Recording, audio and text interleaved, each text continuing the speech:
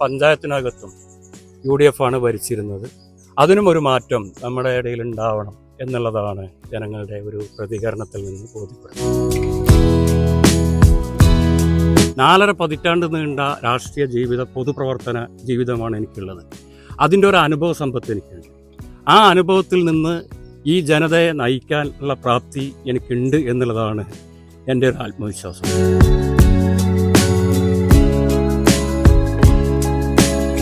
Golden ഡയമണ്ട്സിന്റെ വിപുലീകരിച്ച showroom കൂടുതൽ കളക്ഷനോടെ കൂടുതൽ വിശാലതയോടെ വീണ്ടും നിങ്ങളിലേക്ക്. 18 കാരറ്റ് ആഭരണങ്ങൾക്കും സിൽവർ ആഭരണങ്ങൾക്കും ഡയമണ്ട് ആഭരണങ്ങൾക്കും പ്രത്യേക കൗണ്ടറുകൾ.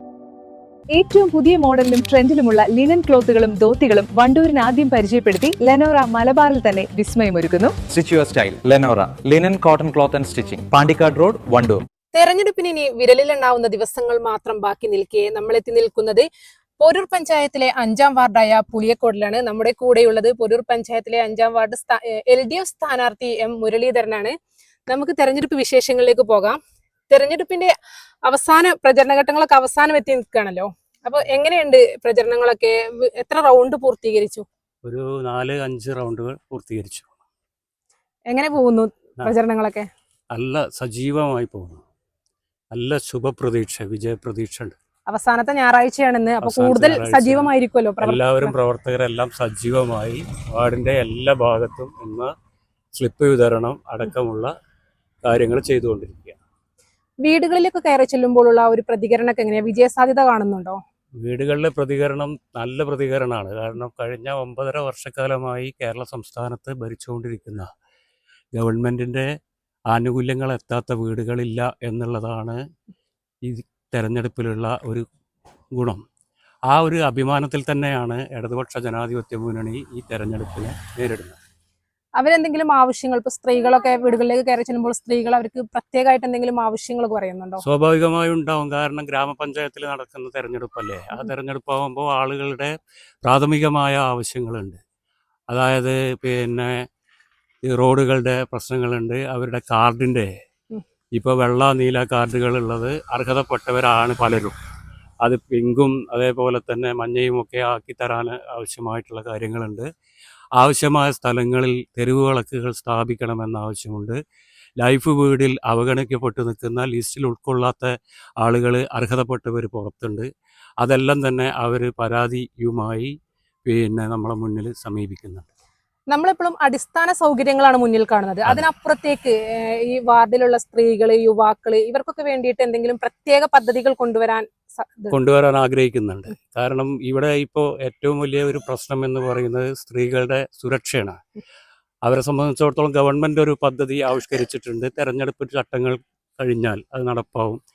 അതോടൊപ്പം തന്നെ നമ്മളെ LDFൻ്റെ പഞ്ചായത്ത് ഭരണസമിതി 2010 മുതൽ 15 മുതൽ 20 വരെ ഉണ്ടായിരുന്ന സമയത്ത് ഒരു ജിമ്മ് കേന്ദ്രം നമ്മളെ കുടുംബാരോഗ്യ കേന്ദ്രത്തിലുണ്ടായിരുന്നു. കഴിഞ്ഞ UDF ഭരണസമിതി അത് അടച്ചുപൂട്ടി. അത് തിരിച്ചു കൊണ്ടുവരണം എന്നാവശ്യപ്പെടുന്നവരുണ്ട്. അതേപോലെ തന്നെ യുവാക്കളെ സംബന്ധിച്ചിടത്തോളം ഒരു കളിസ്ഥലം, കൃത്യമായ ഒരു കളിസ്ഥലം നമ്മളെ വാർഡിനകത്ത് ഇല്ല.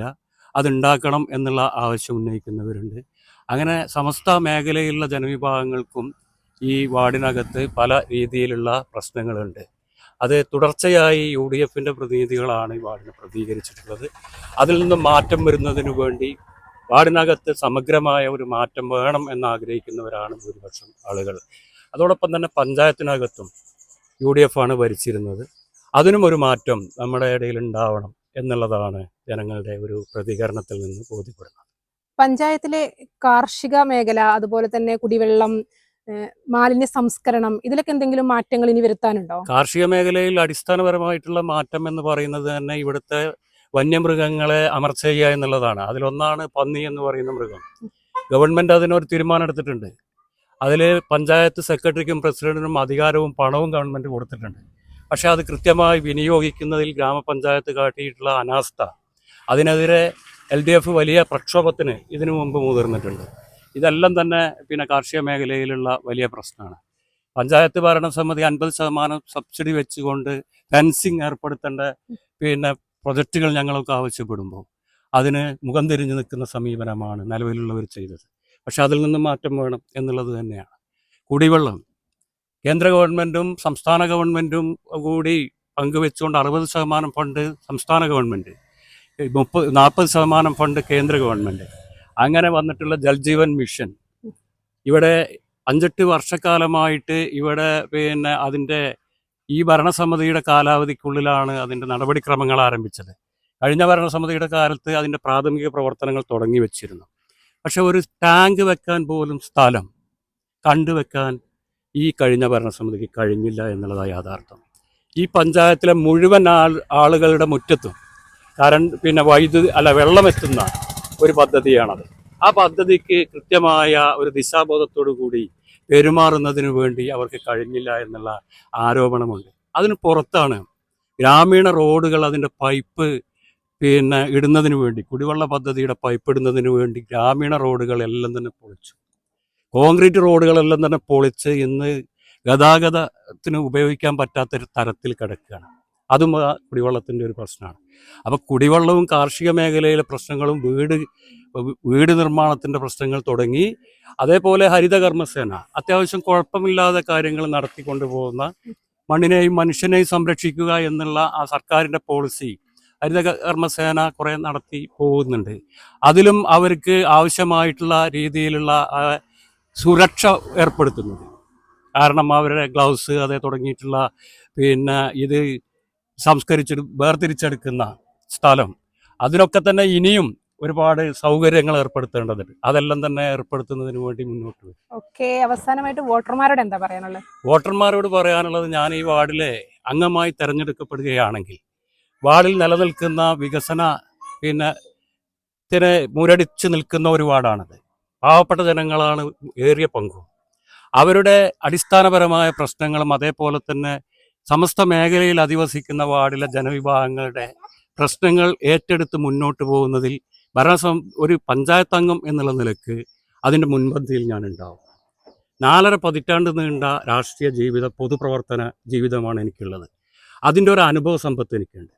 ആ അനുഭവത്തിൽ നിന്ന് ഈ ജനതയെ നയിക്കാനുള്ള പ്രാപ്തി എനിക്കുണ്ട് എന്നുള്ളതാണ് എൻ്റെ ഒരു ആത്മവിശ്വാസം. അതുകൊണ്ട് തന്നെ ഈ പഞ്ചായത്തിനകത്തെ എല്ലാ വികസന പ്രവർത്തനങ്ങളും, സർവോപരി വാർഡിനകത്തെ ജനങ്ങളുടെ പ്രശ്നങ്ങൾക്കും പരിഹാരം കാണുന്നതിന് വേണ്ടി അവരെ കൂടെ അവരിൽ ഒരാളായി ഞാൻ ഉണ്ടാവും എന്നുള്ളതാണ് എനിക്ക് കൊടുക്കാനുള്ള വാഗ്ദാനം. ഓക്കെ, ജനങ്ങൾ വിധി എഴുതാൻ ഇനി ദിവസങ്ങൾ മാത്രമാണ് ബാക്കി നിൽക്കുന്നത്. എല്ലാവിധ വിജയാശംസകളും നേരുന്നു. Thank you. വെഡിംഗ് ആഭരണങ്ങൾ, ലൈറ്റ് വെയ്റ്റ് ഡെയിലി വെയർ ആഭരണങ്ങൾ, ഡയമണ്ട് ആഭരണങ്ങൾ എന്നിവ ഏറ്റവും കുറഞ്ഞ പണിക്കൂലിയിൽ നിങ്ങൾക്ക് സ്വന്തമാക്കാം. Haya gold and diamonds, Wandoor and Elankur. വമ്പൻ ഓഫറുകൾ നിങ്ങൾക്കായി ഒരുക്കിയിരിക്കുന്നു. എല്ലാം ഞങ്ങളുടെ സ്വന്തം പണിശാലയിൽ നിർമ്മിക്കുന്നത് കൊണ്ട് നിറഞ്ഞ ഗുണനിലവാരത്തിലും ക്വാളിറ്റിയിലും നൽകാൻ ഞങ്ങൾക്ക് കഴിയുന്നു. ഡിസോക്കോ ഫർണിച്ചർ, വണ്ടൂർ, വെള്ളാമ്പുറം.